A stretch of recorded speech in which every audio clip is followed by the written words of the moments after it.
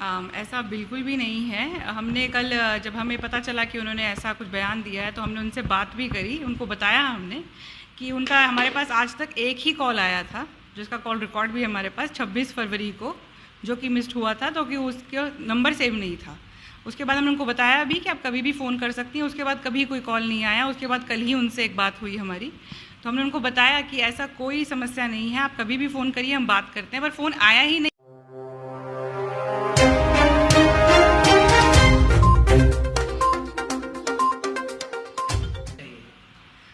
ऐसा बिल्कुल भी नहीं है। हमने कल जब हमें पता चला कि उन्होंने ऐसा कुछ बयान दिया है तो हमने उनसे बात भी करी, उनको बताया हमने कि उनका हमारे पास आज तक एक ही कॉल आया था, जिसका कॉल रिकॉर्ड भी हमारे पास 26 फरवरी को, जो कि मिस्ड हुआ था, तो कि उसका नंबर सेव नहीं था।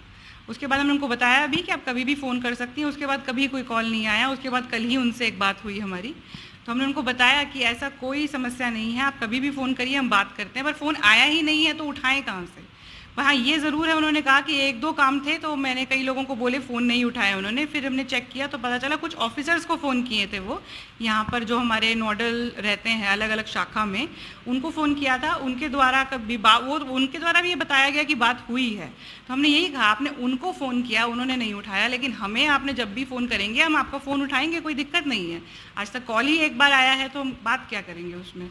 फिर हमने उन्हें ये भी आश्वासन दिया कि आपको जो भी आगे कार्य होगा आप हमें बताइए। इवन उसके बाद कल हमारी ये बात होने के बाद आज भी उनका हमें कुछ काम संबंधित आया था कि कुछ हमारे वार्ड के सुपरवाइज़र हैं, उनका पेमेंट नहीं हुआ है, उस संबंधित उन्होंने हमें कॉल किया। हमने उसको भी एक्सपीडिएट करा दिया है फाइल, उसका भी हम करवाएंगे। तो जो भी वो हमें कार्य बोलेंगे हम करेंगे। और ऐसा कोई उनको अपमानजनक संबोधन ना हमारे स्टाफ ने किया है, ना हमने किया है। सब मीटिंग में वो हमारे साथ बैठती हैं, आराम से बात होता है, सब सही है, ऐसे कोई प्रॉब्लम नहीं है। इवन वो यहाँ से रिटायर्ड कर्मी हैं, कल ही बल्कि हमने सुबह ही उनको उनका रिटायर्ड सेवा लाभ यहाँ पे 10.5 लाख पेंडिंग था, कल वो भी मैंने उनको ऑर्डर करके मैंने कहा ये हमारे यहाँ की डिप्टी मेयर है, इनका इतना पेंडिंग है।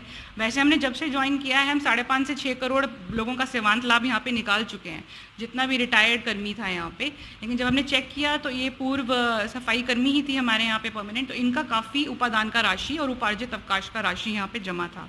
तो अब ये ऐसे हमें इसको हमने फिर एक्सपीडिएट करके इनको 10.5 लाख रुपया कल ही हमने ऑर्डर दिया है। मेरे ख्याल से 1-2 दिन वो भी उनके खाते में आ जाएगा। और इस प्रकार से सिर्फ ये तो एक पद पे आसीन हुई हैं तो इन्होंने हमारे संज्ञान में लाया तो हमने जल्दी किया। ऐसे जब हमने ज्वाइन किया था तो 11 करोड़ की लाइबिलिटी थी रिटायर्ड लोगों की, उसमें से 5.5 करोड़ हम अब तक भुगतान भी कर चुके हैं। और आगे अब हम रोस्टर बना रहे हैं कि इस प्रकार से जिसको भी कठिनाई हो, 2017 से लेके जितना भी हमारा पेंडिंग चला रहा है, आज तक पेंडिंग है, उसको हम एक एक करके सबको राशि, एक किश्त की राशि बनाकर सबको देते जा रहे हैं। एक किश्त हमने ईपीएफ की राशि जो हमारे यहाँ जमा होती है वो हमने सबको दे दी है। ये मेरे कार्यकाल में ही शुरू हुआ था और मैंने अब सबका ख़त्म भी कर दिया है। तो आज तक जो भी यहाँ रिटायर हुआ उसका पीएफ का राशि यहाँ पे अब हमारे पास बकाया नहीं है।